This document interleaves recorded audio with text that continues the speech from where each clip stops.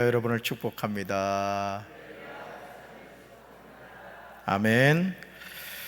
오늘 누가복음 17장 11절부터 19절까지 말씀으로 하나님의 은혜 감사, 하나님의 은혜 감사, 이런 제목으로 말씀의 은혜를 나누고자 합니다.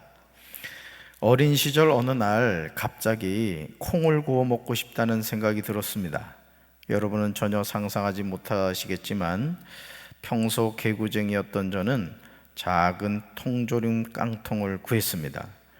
그리고 어머니 몰래 콩을 구해서 깡통에 가득 넣은 다음 드디어 성냥에 불을 딱 켰습니다.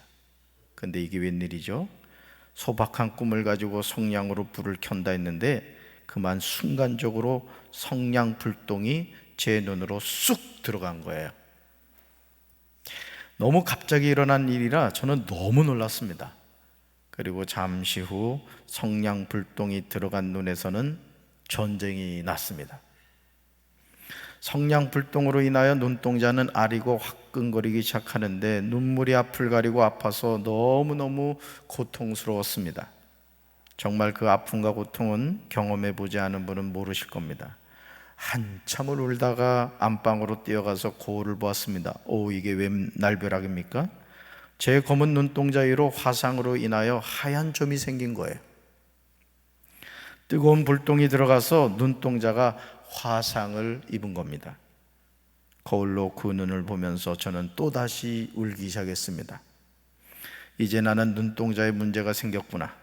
화상을 입은 눈동자가 너무 아파서 울었고 또 앞으로 검은 눈동자에 하얀 점이 있을 것을 생각하니까 서러워서 울었습니다. 울고 또 울었습니다. 정말 많이 울었습니다. 그때 제가 얼마나 울었던지 강원도에서 홍수가 났었습니다. 워낙 시골이라 병원에 갈 생각도 하지 못했습니다. 저는 이 어린 시절 이게 워낙 짓궂어 가지고 아버지가 대목이시라 그랬잖아요. 그 만드는 걸 좋아했어요. 만드는 걸. 그러다 보니까 이 낫이나 톱이나 막 이런 걸 가지고 하다 보니까 여러분 제 손을 보면 이게 성한 데가 없어요. 그냥 성한 데가. 근데도 병원을 가질 않았어요. 여러분 눈동자에 성냥 불똥이 들어갔으면 어딜 가야 되겠어요?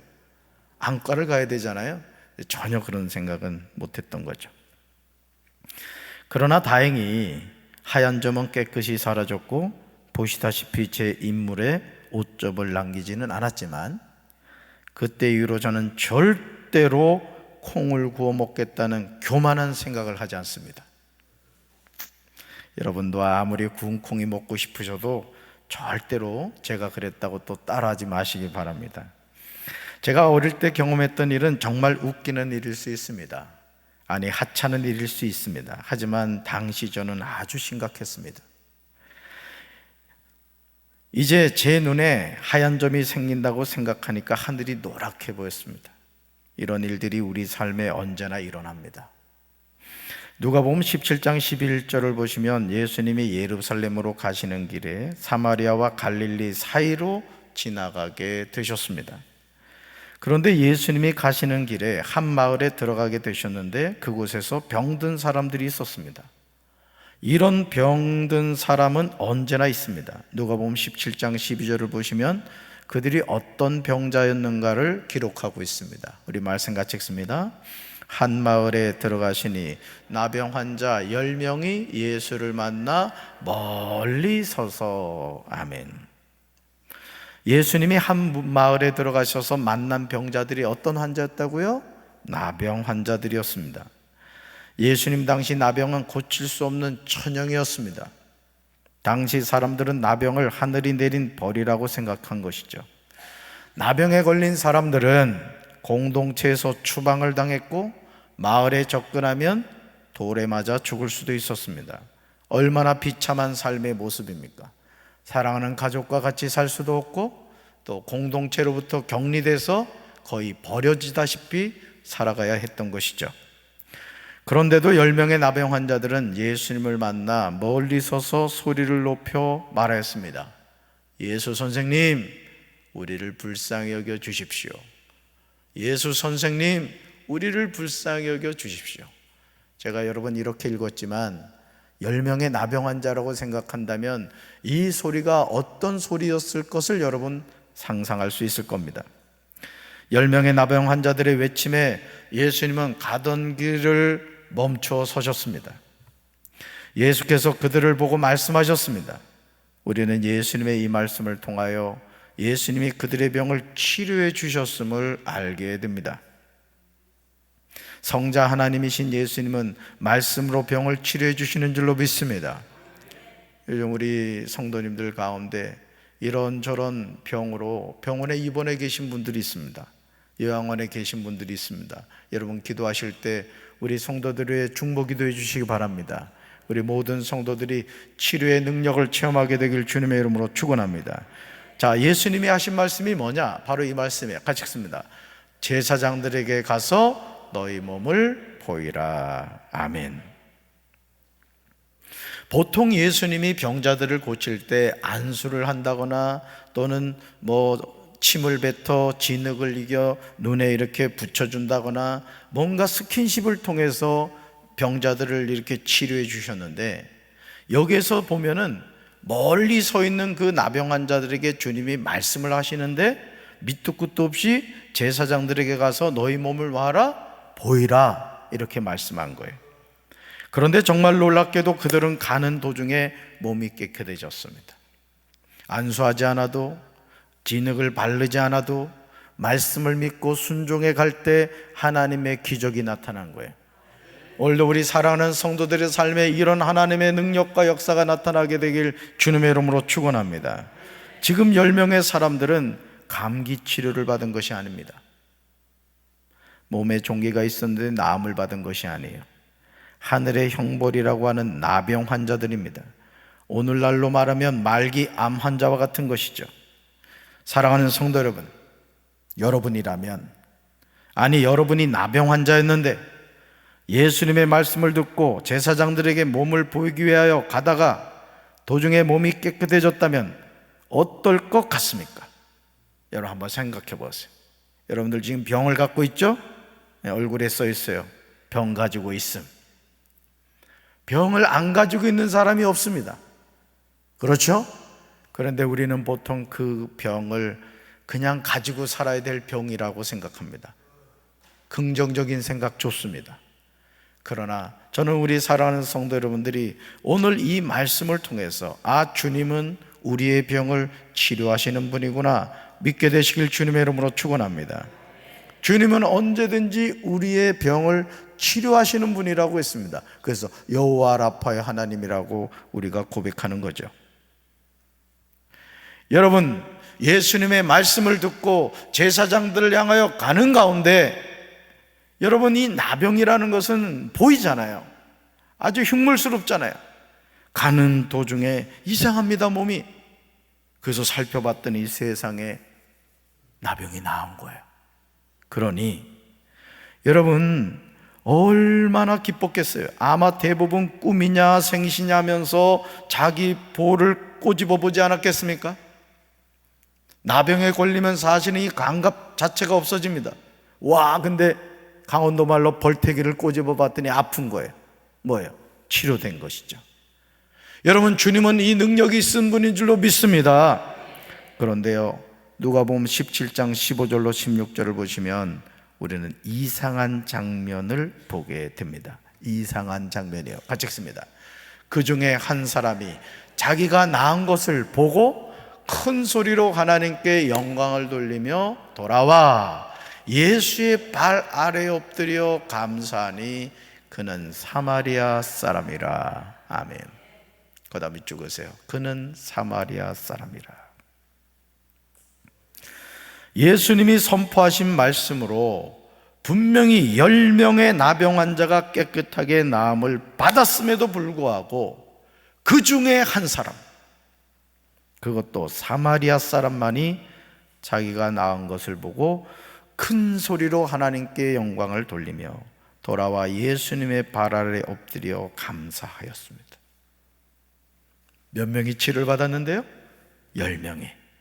그런데 몇 명이 예수님께 돌아왔다고요? 한 명이. 근데 그 사람이 누구였다고요? 사마리아 사람이었다는 거예요. 어린 시절 제가 콩을 구워 먹겠다고 깡통에 콩을 넣고 불을 켜다가 성냥 불똥이 제 눈에 들어갔을 때 저는 앞으로 제 눈에 문제가 생긴다고 생각하고 울고 또 울었습니다. 그러나 하나님의 은혜로 저는 시력에 아무 문제가 생기지 않았어요. 그때 제가 하나님께 얼마나 감사했는지 모릅니다. 막 눈이 아가지고요. 막 그냥 막 잠이 안 오잖아요. 사실 이 눈이 엄청 민감한 데거든요. 그럼 울다 그냥 잠든 거예요. 자고 났더니 익었던 저 눈동자 꺼풀이 그냥 사라진 거예요. 그 제가 거울을 보면서 아멘 할렐루야 했잖아요. 여러분, 그런 일이 없었다면 당연하게 생각했을 겁니다. 사랑하는 성도 여러분, 여러분 감사가 뭐라고 생각하세요? 감사란 사전적인 의미를 찾아보았더니 고맙게 여김 또는 그런 마음을 뜻합니다. 그렇다면 여러분은 지금 일상의 삶에서 하나님께 진심으로 감사하며 살고 계십니까? 사실 우리의 삶을 가만히 돌이켜보면 우리는 감사보다는 불평과 원망을 하면서 살 때가 많은 것 같아요. 오늘도 우리 글로리아 성가대에 내가 찬양하는 소리를 이렇게 잘 들어봤잖아. 내가 이 성가대 이 소리를 집중해서 들어요. 이렇게 제가 째려보는 거 아니야. 이렇게 사랑스러운 눈빛으로 보거든. 근데 소리가 잘 나오는 거예요. 아멘. 여러분, 우리 글로리아 성가대 면면을 보세요. 지금 30대, 지금 40대로 구성이 됐잖아요. 겉사람은 후패했지만 속사람은 그렇다는 거예요. 제 말은 어째 아멘이 없어. 얼마나 꾀꼬리 같아요 사실은. 여러분, 이 연배 성가대에 선다는 건요 가문의 영광입니다. 감사원금 하면서 쓰셔야 돼. 얼마나 감사해요. 내 나이가 어때서 하나님을 찬양하는데 나이가 무슨 관계가 있어요? 아니, 콩나물하고 안 친하면 어때, 그지? 조건사님이 그냥 시키는 대로 따라하면 되지. 그럼 되는 거라고. 여러분, 오늘 우리가 이 세상을 사면서 감사하지 않는다는 거예요. 감사를. 아마 어떤 분들은 이런 질문을 하는 저를 향하여 이런 생각을 하실 수 있을 겁니다. 목사님, 지금 제 형편 아십니까? 제가 지금 감사할 일이 하나도 없어요. 혹시 나병 환자들처럼 극적인 치료를 경험하거나, 이게 중요해요, 수십억 로또라도 당첨되면 모르죠. 그럼 보통 우리는 이렇게 생각하죠. 감사할 일이 없다는 거죠. 감사할 일이. 근데 정말 그럴까요, 여러분? 우리가 나병 환자들처럼 의학적으로 고칠 수 없는 병에서 치료를 받아야만 감사할 수 있을까요? 그런 극적인 경험이 있어야만 하나님께 감사합니까? 생각지도 않은 돈이 다발로 들어야만 감사할 수 있습니까? 사실 저와 여러분은 일상의 삶에서 정말 감사해야 할 일을 감사하지 못하고 그냥 무덤덤하게 살아갈 때가 많습니다. 우리가 지난 3년 동안 이 코로나19라는 나쁜 녀석 때문에 지금도 여러분은 마스크를 쓰고 계십니다.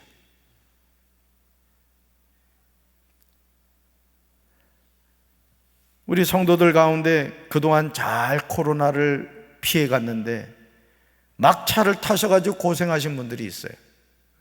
아마 그때 느끼셨을 거예요. 야, 내가 코로나 안 걸리고 여기까지 온 게 기적이구나. 그렇죠? 사실 우리는 정말 감사해야 될 것을 감사하지 못하고 너무나 당연하게 생각하며 살아간다라는 것이죠. 제가 어느 날 깨달은 중요한 사실이 있습니다. 즉, 평범한 일상의 삶이 진정으로 감사할 일이라는 사실이에요. 저도 이렇게 강단에 서서 저도 찬송하는 걸 참 좋아해요. 그런데 이 목이 잠겨가지고 찬양이 안 나올 때는요 정말 마음이 아픕니다. 그냥 마음은 그냥 이 막 곰처리가 되는데 소리가 나와야 말이지. 그때 느끼죠. 찬양을 마음껏 부를 수 있는 것이 감사한 거구나. 여러분 허리 아프신 분들 예배 드리기 힘들단 말이에요. 그래도 여러분들이 이 예배 시간을 그래도 잘 소화할 수 있다는 건 그래도 여러분의 허리가 건강하다는 얘기거든요. 한 번도 감사 안 했죠? 감사하시기 바랍니다. 사랑하는 자녀가 아침에 학교를 등교해서 저녁에 부모님 품으로 돌아오는 것이 진정으로 감사할 일입니다. 사랑하는 남편이 아내가 직장에 나갔다가 저녁에 퇴근해서 돌아오는 것이 감사할 일입니다. 사랑하는 성도 여러분, 아십니까? 아침에 출근했던 자녀가 남편이 우리가 생각하지 못한 일로 말미암아 저녁에 집에 돌아오지 못할 수도 있어요. 얼마 전에 제가 그 교통사고와 관련된 한 무슨 변호사 있던데 그 영상을 봤는데 말이죠. 어느 집 딸이에요. 중학생이에요. 하교를 해서 집으로 가는데 이 트럭이 1톤 트럭이 말이죠. 먼 짐을 이렇게 그 맥주 그 박스였던 것 같아요. 그걸 딱 싣고는 역주행을 한 거예요. 역주행을. 그러니까 쉽게 말해서 이제 일방통행인데 반대로 차를 세워놨다가는 짐을 딱 싣고 그냥 밑도 끝도 없이 그냥 후진을 해버린 거예요. 그래서 이 여학생이 그냥 그 차에 깔려버렸어요. 그래서 간이 완전히 으스러졌다는 거예요. 여러분, 그 아이가 여러분의 자녀라고 한번 생각해 보세요. 그러니까 여러분, 내 자녀가 학교 갔다가 잘 돌아온 게 정말 정말 감사할 일이라고요. 믿습니까?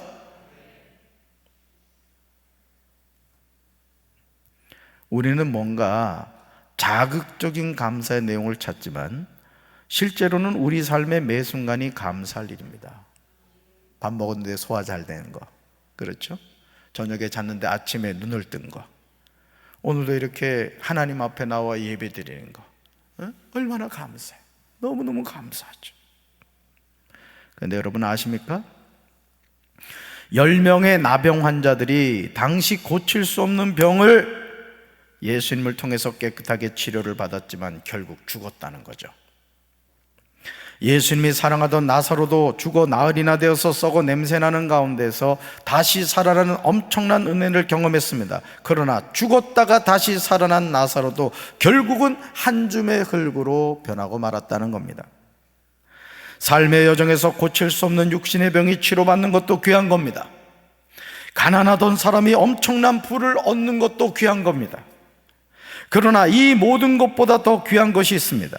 그것은 자신에게 일어난 일들에 대해서 진정으로 감사할 줄 아는 거예요. 우리 남편분들, 아내가 밥 차려주면 감사히 먹었습니다 하고 인사하세요. 우리 남자분들 한번 따라합시다. 여보. 우리 여보가 없어요? 네. 여보, 잘 먹었습니다. 감사합니다. 네, 우리 아내분들 속이 시원해야 하는 것 같아요. 당연한 게 아니라는 거죠. 그래서 주님도 우리에게 뭐라고 말씀하세요? 범사에 감사라. 이것이 그리스도의 선에서 너희를 향하신 하나님의 뜻이라는 거죠. 누가복음 17장 17절에서 예수님은 이상하다 듯이 물으셨어요. 같이 읽습니다. 10명이 깨끗해지지 않았느냐? 그런데 9명은 어디 있느냐? 아멘. 놀랍게도 고칠 수 없는 나병에서 치료를 받았음에도 불구하고 9명은 예수님께로 돌아와 감사하지 않았습니다. 오히려 예수님이 9명은 어디 있느냐고 묻고 계십니다. 너무도 안타까운 사실은 예수님이 18절에서 탄식하며 말씀하셨다는 거죠. 같이 읽습니다. 하나님께 영광을 돌리러 되돌아온 사람은 이 이방 사람 한 명밖에 없느냐? 아멘. 자, 무엇을 우리가 알 수 있죠?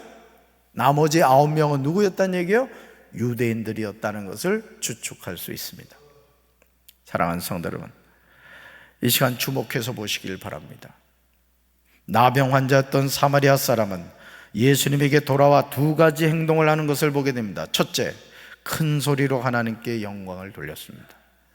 여러분, 일상의 삶에서 큰 일이든 작은 일이든 하나님께 영광 돌리며 사시길 주님의 이름으로 축원합니다.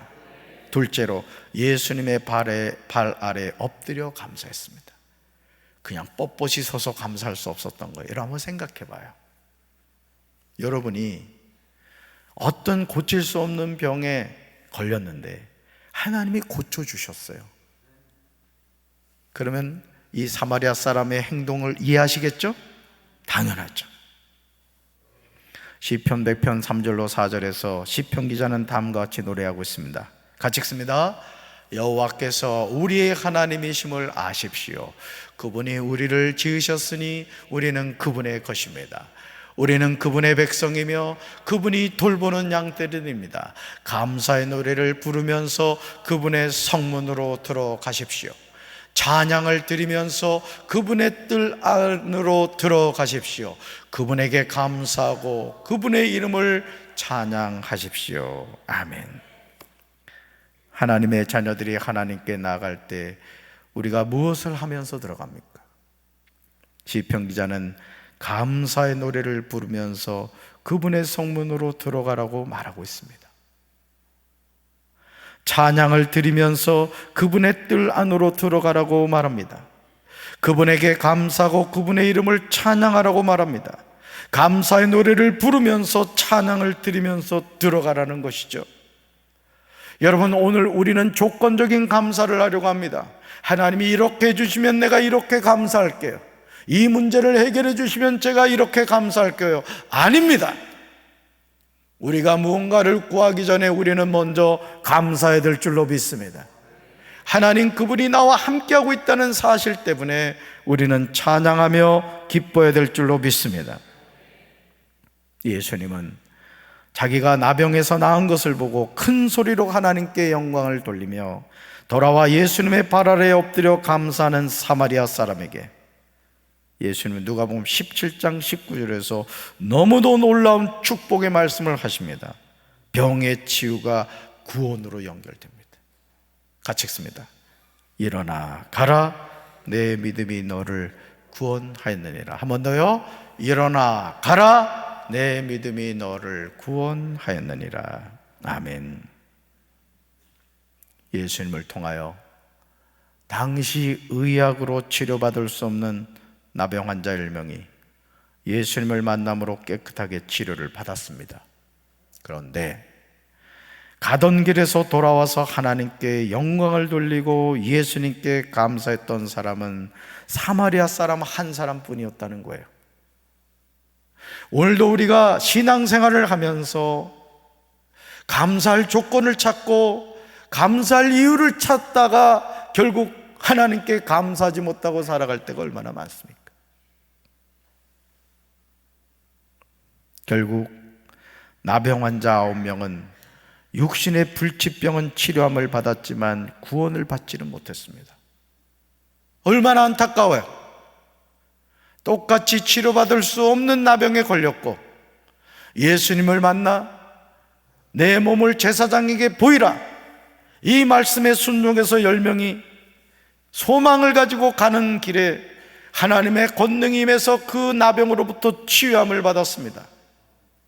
그런데 어떻게 된 일인지 사마리아 사람 한 사람만 돌아와서 하나님께 영광을 돌리고 예수님의 발 아래 엎드려 감사의 고백을 했다는 사실이죠. 여러분, 저는 우리 교회 모든 성도가 예수 이름으로 치유받게 되길 주님의 이름으로 축원합니다.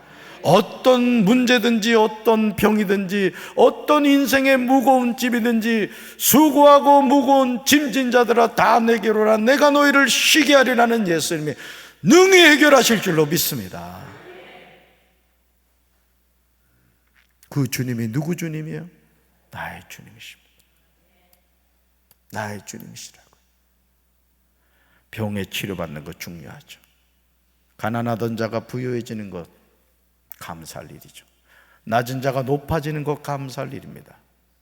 그러나 여러분, 그건 다 사라집니다. 이 세상의 모든 것 다 사라져요. 오직 한 가지 남죠. 예수 이름으로 구원받은 천국 백성만이 남습니다. 여러분, 구원을 우습게 생각하지 마세요. 아멘. 사라질 것을 붙잡는 인생이 아니라 영원히 사라지지 않는 구원을 붙잡게 되길 주님의 이름으로 축원합니다. 예수님은 큰 소리로 하나님께 영광을 돌리며 돌아와 예수님의 발 아래 엎드려 감사한 사람의 행동을 내 믿음이라고 칭찬해 주셨습니다. 따라합시다. 내 믿음. 내 믿음. 그리고 그 믿음이 나병 환자였던 사마리아 사람을 구원의 길로 인도한 겁니다. 얼마나 놀랍습니까? 감사란 하나님이 우리에게 베풀어 주신 은혜를 기억하는 거예요. 내 삶에 함께 하신 그 하나님을 잊어버리지 않는 것입니다. 우리가 단순히 육신의 병을 치료받고 가난하던 삶이 부유해지는 수준이 감사가 아닙니다. 하나님은 우리가 한 걸음 더 나아가기를 원하십니다. 바울은 에베소서 2장 8절에서 하나님의 자녀가 된 저와 여러분의 참으로 소중한 감사의 내용에 관하여 다음과 같이 말씀하고 있어요. 같이 읽습니다. 너희는 그 은혜에 의하여 믿음으로 말미암아 구원을 받았으니 이것은 너에게서 난 것이 아니요 하나님의 선물이라. 아멘. 뭐로 말미암아 구원을 받았다고요? 믿음으로 말미암아 구원을 받았습니다. 사랑하는 성도 여러분, 살펴보시기 바랍니다. 사마리아 사람이 믿음으로 말미암아 구원을 받았듯이 저와 여러분도 하나님의 은혜로 그리스도를 믿어 구원을 받은 줄로 믿습니다. 그것은 저와 여러분의 힘으로 된 것이 아니라 오직 하나님의 선물입니다. 그래서 저는 우리 사랑하는 성도 여러분들이 여러분의 자녀에게 재물을 물려주지 못한다 할지라도, 세상에 그 무엇을 물려주지 못한다 할지라도, 아파트 한 채 사주지 못한다 할지라도 여러분이 만난 그 주님, 여러분이 구원받은 예수의 이름 물려줄 수 있게 되길 주님의 이름으로 축원합니다. 감사의 능력은 무엇입니까? 시편 50편 23절은 다음과 같이 말합니다. 같이 읽습니다. 감사하는 마음으로 제물을 바치는 사람이 나에게 영광을 돌리는 사람이니 올바른 길을 걷는 사람에게 내가 나의 구원을 보여주겠다. 아멘. 9명의 나병 환자들은 올바른 길을 걸어가지 못한 거예요. 구원자 대신 예수님을 찾아왔어야 됩니다. 그리고 그 예수님을 통해 구원을 받았어야 됩니다. 여러분, 인생의 문제가 해결되는 게 중요한 게 아니에요. 인생의 문제를 또 안고 있다 할지라도 예수님을 만나면 그 영혼은 구원받는 줄로 믿습니다. 주님이 오늘 우리에게 그걸 말씀하고 계신 거예요. 누가 하나님에게 영광을 돌리는 사람입니까? 하나님 분명히 말씀하십니다. 같이 읽습니다. 감사하는 마음으로 제물을 바치는 사람. 어떤 마음으로요? 감사하는 마음으로. 그러니까 여러분, 저와 여러분의 입술에서 거룩한 습관이 있어야 됩니다. 따라합시다. 감사합니다. 감사합니다. 그저 감사합니다. 옆에 있는 분 보면서 인사합시다. 감사합니다. 함께 해주셔서 감사합니다. 같은 성도에서 감사합니다. 인사합시다.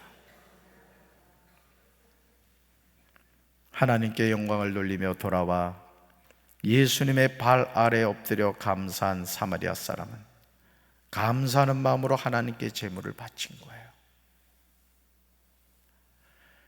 하나님은 그걸 찾으셨던 거예요.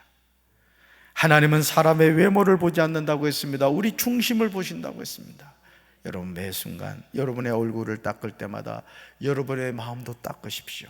예수님의 보혈로 정결하게 여러분의 마음을 씻으시기 바랍니다. 마음 관리 잘 하셔야 돼요. 마음을 마귀에게 뺏기면요, 마귀의 종이 되고 맙니다. 오늘 이 마음 관리에 실패해서 나가 떨어지는 영혼들이 너무 많아요. 교회는 다니고 있지만 그 마음을 마귀에게 뺏겨서 성령의 지배받는 삶을 살아야 되는데 악한 영의 지배를 받는 사람들이 있다고요. 여러분, 마음을 지키시기 바랍니다.